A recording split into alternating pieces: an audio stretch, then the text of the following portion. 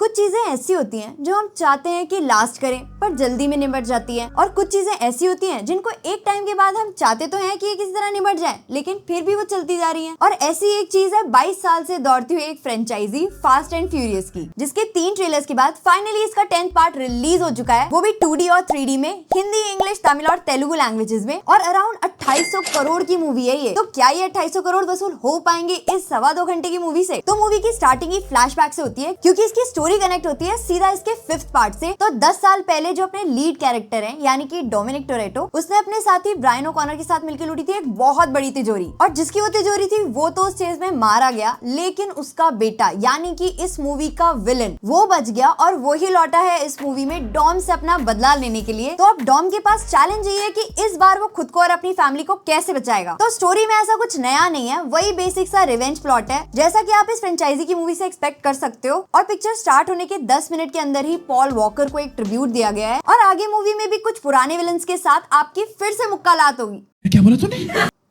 मुलाकात होगी। और इस पिक्चर के लेवल को अगर इस बार किसी ने उठाया है ना, तो वो तो है जेसन मोमोआ का परफॉर्मेंस। मतलब ऐसा विलन जो कॉमेडी तो करता है लेकिन एंड तक सबकी फाड़ के रखता है। इतनी तगड़ी एक्टिंग करी है ना उसने कि सारे कैरेक्टर्स एक तरफ और जेसन मोमोआ एक तरफ, तो भी भाई वो सब पे भारी पड़ेगा।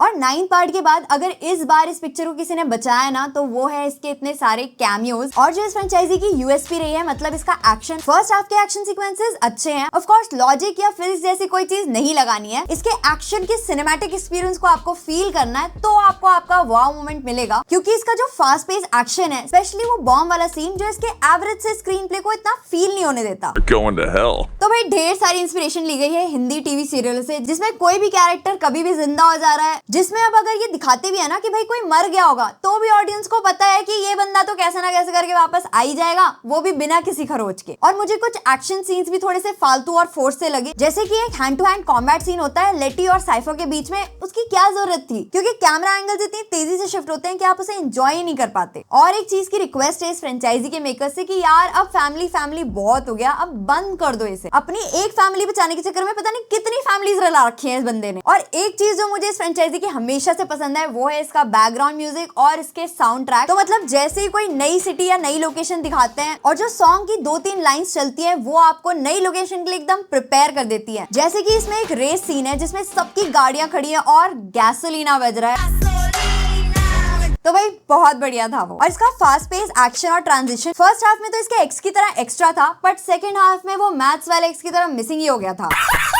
तो अगर आप इस फ्रेंचाइजी के फैन रहे हो तो ये आपको नॉस्टैल्जिया वाले मोमेंट्स तो देगी ही, और अगर आपको इसके लास्ट 2 पार्ट्स इतने पसंद नहीं आए तो भाई टेंशन ना लो, ये उतना बुरा नहीं है। और अगर आपने इस फ्रेंचाइजी की कोई भी मूवी नहीं देखी है तो भी कोई टेंशन वाली बात नहीं है। ऐसा नहीं है कि कुछ समझ नहीं आएगा। हाँ, अगर थिएटर में देखने गए हो और ऑडियंस किसी के एंट्री पे चिल्लाने लगी तो बस आप कनेक्ट नहीं कर पाओगे और अपने बगल वाले से पूछोगे भाई कौन है ये।